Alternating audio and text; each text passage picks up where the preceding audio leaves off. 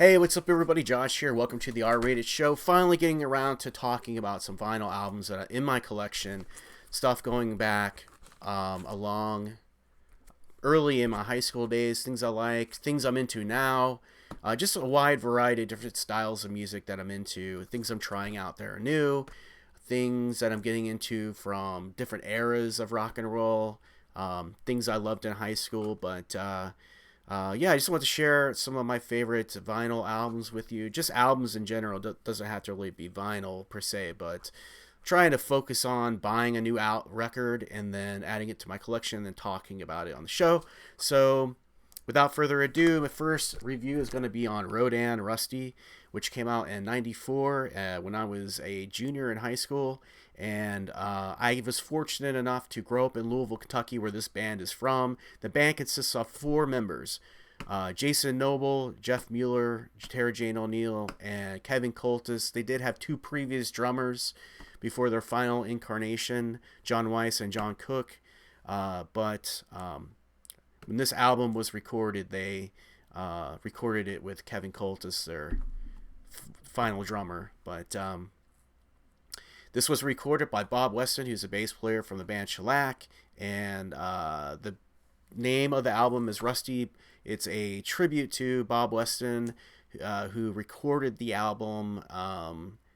Believe it was in Chicago, but they decided to. I guess his nickname was Rusty. They decided to call the album Rusty. He did a fantastic job recording this album. A band like Rodan is very difficult to record, and you have to kind of get the right, capture the magic for a band like this.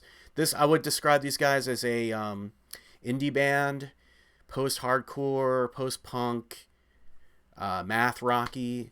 A lot of their songs are very long format. They're very introspective. They're very existential, moody songs. They tend to go in between quiet melodic guitar parts to just total chaos, just noise almost, just teetering, very delicate balance between those two things, and they do it masterfully. This is very much like, I hate to, invoke the name of Slint, another popular Louisville band, but they get compared to a lot to Slint. I think they have their own identity, though. They took, I think, elements of like what made Slint a very popular band at the time, but they definitely have their own identity, and they're one of those bands that's very much made up of the talents of all four people. So, Jason and Jeff were best friends, very, very close. And I think one of the ways a friend of mine described those two guys to me in high school was that they share a brain. They're just so close, they understand each other. So their guitar parts were very intermingled perfectly. And accented each other perfectly. The bass player, tarajaneoniel, was essentially a guitar player who took up bass for the band, and she adds a lot in the bass, a lot of melody in the bass, and a lot of like core that drives the songs. And Kevin Coultas is a fantastic drummer, of course, but this band did have some work done before this album came out. They had initially a cassette called the Aviary EP, which I think I have a copy of, definitely have a copy of somewhere, that had some live recordings, I believe, early versions of some of the songs that are on here. The earlier recordings of these songs sound very, very different. So what Bob Weston added to this album is very important because it fleshed out the band, and it was a perfect balance of how they kind of were live and a good, solid, strong recording, which I don't think previous recordings really captured. I don't know if they were going for a certain type of sound before, but I think Bob Weston knew what he was doing with this. They had the Aviary EP. I know they released some Hat Factory recordings, early versions of these songs. Then they had a 7-inch called How the Winter Was Passed, which I also own somewhere. It's in a box. I had to dig it out. But two songs that are on that album, I believe, aren't on this one. And then this album came out. And this is really the peak of Rodan, honestly, in my opinion. I do love listening to all their stuff, and I love listening to earlier versions of all these songs. But I really do love this album the most because I feel like it captures the band perfectly. Then after this, 15 years later, an album came out called Rodan 15 Quiet Years, which has a lot of those earlier versions of the songs, some live recordings, and then John Peel sessions. I think they did about 4 songs that were never properly released. Those are on the most current album they released. Album's called Rodan 15 Quiet Years, which I'm yet to buy. I need to order a copy of that, which I will eventually. But Rodan was released on Quarterstick Records, which is a sort of sub label of Touch and Go, the world famous indie label from Chicago. I don't know why they weren't just on Touch and Go, but maybe they were trying to build up this little sub label at the time, and they were essentially plucked out of nowhere. Rodan was sort of discovered playing shows, around the Louisville area, and I think they just, seemed to probably fit into the roster of discography that Touch and Go had going on at the time, and essentially plucked them out of obscurity and said, hey, let's get you on the label, let's get a proper album together. And they paired up with Bob West and made this album. Now, this album's only got 5 songs. Bible Silver Corner, here's the back. You can't really read it. I don't know. I'll get you a close-up here. So, the intro track, Bible Silver Corner, very quiet, melodic song. It's just mainly guitars, a little bit of bass in there.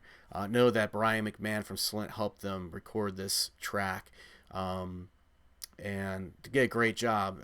It's an interesting way to start a very aggressive album like this. I believe I heard Jason, or didn't hear, but read in an interview that he did quite some years ago that they thought it would be interesting to start this kind of album off on a very sort of quiet, introspective, melodic song, and then boom, I don't know, give it a title track, but the second track, Shiner, is just almost like a hardcore song, essentially. So the juxtaposition between those 2 songs is really interesting way to start this album out. And I know they had more songs that were available to put on this album, including some of the Peel session stuff they did, but I think they decided they wanted to compact it into the essentials, and so it wouldn't be overkill to the listener. But the third song on the album, Everyday World of Bodies, is a very most of the songs on this album are actually pretty long. The shortest one is Shiner, 2 minutes 37 seconds. But Everyday World of Bodies is 11 minutes 52 seconds, so almost 12-minute long song. They're like these little rock opuses. I mean, they really take you on a journey. And some of the riffs in there, they're repetitive, but they noodle around and do things, and they suck you into their world of. They kind of create these sort of sound landscapes that you can kind of get into and just lose yourself in their world for a little while. And it's somewhat pretentious, I would say, but there's positive messages hidden in there, I feel like, in the poetry of the vocals. And you have to really kind of appreciate the mentality and the place that these guys were coming from. And they really did some amazing guitar work and songwriting for guys out and girls, people in their late teens, early 20s, came up with some really amazing, original, unique songs here. So I actually really enjoy the outro song, Tooth Fairy Retribution Manifesto. That really, I think, is indicative of their style, which is quiet, melodic, right up against very chaotic, hardcore style of songwriting, and just a lot of aggressiveness. And their live shows were really incredible. They had also a vibe into their live shows that was very much like this, and I was lucky to see them a handful of times, and I always really enjoyed it, and it really blossomed my interest in music and blossomed my imagination, really. And often I would see them live, and their friend Greg King, who in a band, the Rachels, and who's a pretty successful visual artist and filmmaker. But he would project like movies onto a screen in the background behind them when they would play, and would add this like other level of like visual experience to their rock shows. And they were just really raw, man, but they really brought something unique to the stage, and their personalities really had flavor. And Jason Noble was I think sort of the brilliant songwriter in the group personally. That's my personal opinion. I mean, I think they all brought something special, but I think the best songs that they have are ones that he sort of lent his, for a young man at the time, had a very advanced knowledge of songwriting and just uniqueness about him. And he wrote a lot of music after this album. He went on to do another band. Him and Jeff went on to do another band called The Shipping News right after this, which is different than Rodan, but has some of the same elements that Rodan had. They put out a string of records. I definitely recommend check out Shipping News. Tarajaneoniel, the bass player, went on to form her own band called Retson, and later on solo titled projects called just simply Tarajaneoniel. I'm not sure about what Kevin Coultas ended up doing, but there also Jason Noble ended up going on to create or be involved with and co-write in a band called the Rachel's Band, which is more of like I don't know how you describe this. Like the Rachels are very a blend of stuff, but it's more like orchestra music.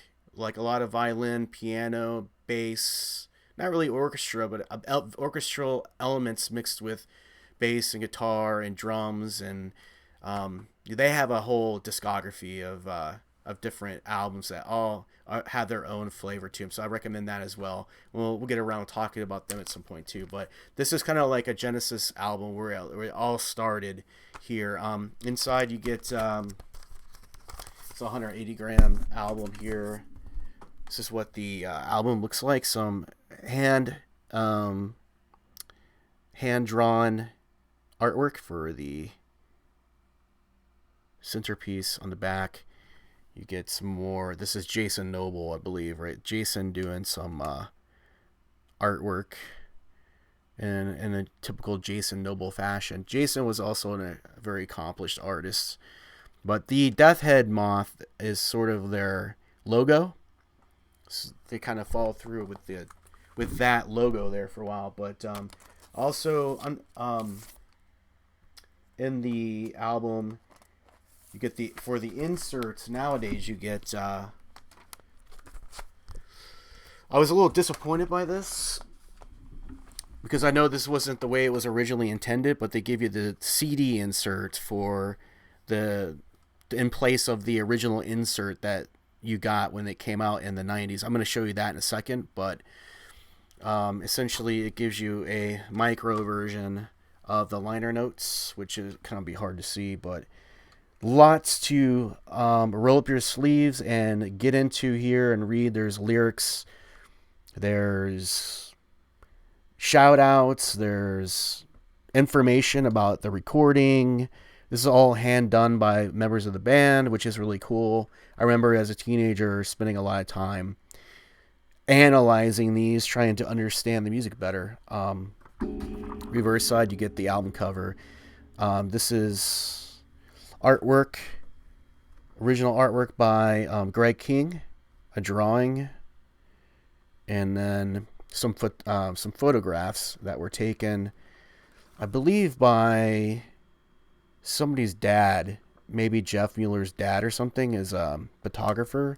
This is the same photographer here that did the album cover. I believe what they said, this is a dead butterfly in a Ziploc baggie in front of some Christmas lights or something. But I remember in the article, one of the articles I read, that said that Jason was saying that they just gave him a whole pile of junk to quickly shoot some photographs for the album because they were in a rush to get it all together to have it released by a certain date. And these are the photos and stuff that they chose. And It's cool. They really put some thought into it, even though it was rushed. But the original inserts is what it looks like this. Let me show you. I still have this from God when I was in high school. Where did I put it? It's in here, I swear. Let's see.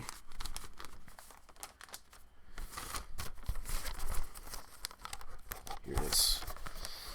I didn't buy this album. I bought it on CD, but I didn't buy it. I didn't have a record player in high school.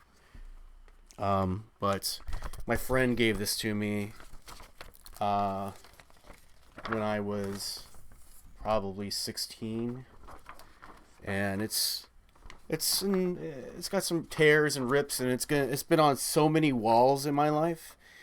I don't know if you can see it, but there's like masking tape and holes in it, and it's just been up on. I've had this for over 20 years, and it's been on many walls, and it's been through hell, but I still have kept it. The back side, we get more photography. I believe this is Jason or Jeff took this photo. This is an old train trestle bridge in Louisville, and of course the liner notes again, and there's some masking tape trying to hold it together, and then of course the Greg King artwork on the front. Still love this poster. I sort of tucked it away to kind of try to keep better care of it, because it's been put through the paces over the years. But yeah, that's essentially Rodan. I'm going to give you guys the digital download code. When I ordered this album from Amazon, this came with it. I've already got the digital files, so I don't need this. But if anybody's interested in downloading the album for free, there it is. First come, first serve. Okay? And I wish I could play some of the music on my reviews, but I'll get a copyright strike, so I'm not going to do that. But I'll put some links in the description below that you can go to. The music is on YouTube, so you can go do that. You can download it if you can get the code quick enough. And what can I say, guys? This fantastic album. It withstands the test of time. It's unique. You'll never hear anything like it, but it was a highly influential album. It's been definitely like attempted to be replicated, their sound, but they were just so unique that nobody really ever could, I don't think. I think a close approximation might be some June of 44 songs, which is what Jeff Mueller ended up doing after this. Engine Takes to the Water and Tropics and Meridians are the two albums that he made that came out after this that kind of still have Rodan vibes in it. But you got to have Jason and Tara Jane and Kevin in there too to make it really Rodan. So if you want to follow through on the different elements from the different members of the band, you can check out the Shipping News, June of 44, the Rachel's Band, Tara Jane Oniel, Retson, and that should give you some stuff to listen to as well. But this is fantastic. I think I paid $15 for it on Amazon, which is really cheap. You get the digital download, you get the CD inserts, and you get a nice helping of awesome Louisville post-hardcore indie math rock music here from the 90s. So check it out, guys. And as always, stay awesome, stay R-rated. Cheers. Hey, what's up, everyone? Josh here. Just want to say thanks so much for listening to the show. We really do appreciate it. And if you enjoyed the content, please hit the like button and go ahead and subscribe and hit the bell for notifications. We'd love to have you on board.